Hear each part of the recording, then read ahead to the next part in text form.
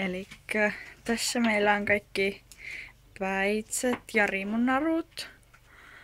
Ja sitten on Iitan suitset ja ylimääräisiä ohjia. Ja sitten tässä on muruvaljaat. Ja täällä alempana sitten on vettä hevosille yöksi ja kivennäiset. Ja sitten on harjapakki, missä on molempien harjat. Sitten on Iitan satula. Ja sitten tässä on suojia ja heijastimia ja muuta tämmöstä. Ja sitten on pintelit. Ja tuossa valkoisessa boksissa sitten säilytetään loimia.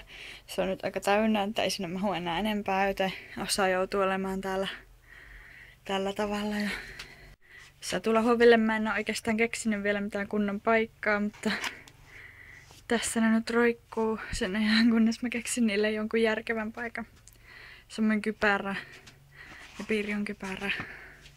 Ja sitten on kaikki talikot ja lapiot ja harjat ja muut. Ja Iitan karsina on tosiaan tässä vasemmalla. Ja täältä näkyy lähinnä Pirjon pihalle, että se voi sinne kattella.